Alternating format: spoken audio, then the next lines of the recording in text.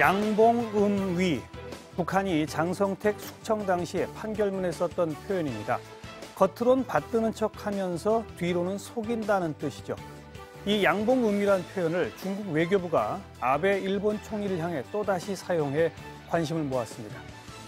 동북아의 평화를 원한다. 한국인과 중국인들 마음에 상처 줄 생각은 털끝만큼도 없다. 아베는 이렇게 말해왔습니다. 하지만 몸과 행동은 완전 제각각이죠. 그야말로 양봉음위 아닐 수 없네요. 자, 오늘 첫 번째 소식 철도 파업 소식입니다. 오늘 아침 철도 파업에 대한 노사 간 실무 교섭이 끝내 결렬됐는데요. 코레일은 오늘 밤 12시까지 업무에 복귀하라는 사실상 최후 통첩을 했습니다. 상황이 대화 국면에서 다시 거센 대치 양상으로 흘러가고 있습니다. 코레일 현장 취재 기자 연결해 보죠. 네, 한윤지 기자. 네, 코레일 서울 사옥에 나와 있습니다. 밤 12시까지 복귀하라고 최후 통첩했다고요? 네, 최현애 코레일 사장이 오늘 오전 이곳에서 긴급 기자회견을 열었습니다. 어제부터 시작된 실무 교섭이 결렬됐다며 오늘 밤 12시까지 전원이 업무에 복귀하라고 밝혔습니다. 이때까지 복귀하지 않는 경우 복귀 의사가 없는 것으로 간주하겠다며 여기에 상응하는 조치를 취할 수밖에 없다는 입장도 밝혔습니다.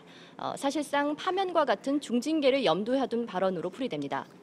어제부터 시작된 이 마라톤 협상에서 의견 조율이 쉽지 않았던 모양이군요.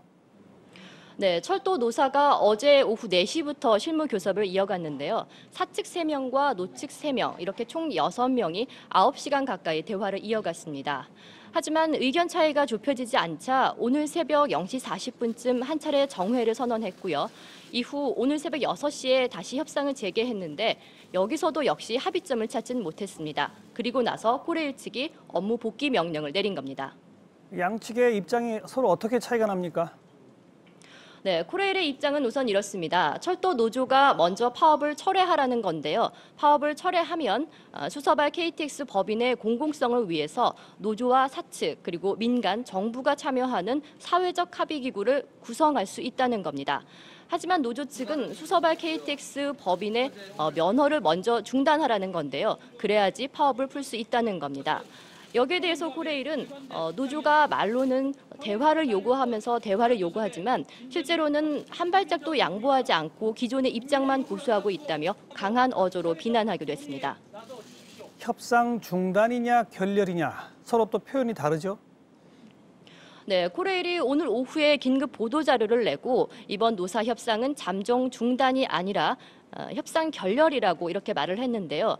이면 합의나 명분 없는 양보와 타협은 하지 않겠다며 확실하게 선을 그은 겁니다. 하지만 철도 노조는 잠정 중단이라는 표현을 쓰면서 사실상 대화의 문을 좀 열어놓은 상태인데요. 조금 전인 12시쯤엔 최은철 철도 노조 대변인이 민주당 당사에 진입해서 정치권의 협조를 요청하기도 했습니다. 그리고 현재 국회 환경노동위원회에서는 노사정이 참여하는 전체 회의가 열리고 있는데 여기서도 어떤 돌파구를 찾을 수 있을지 함께 지켜볼 대목입니다. 수고하셨습니다.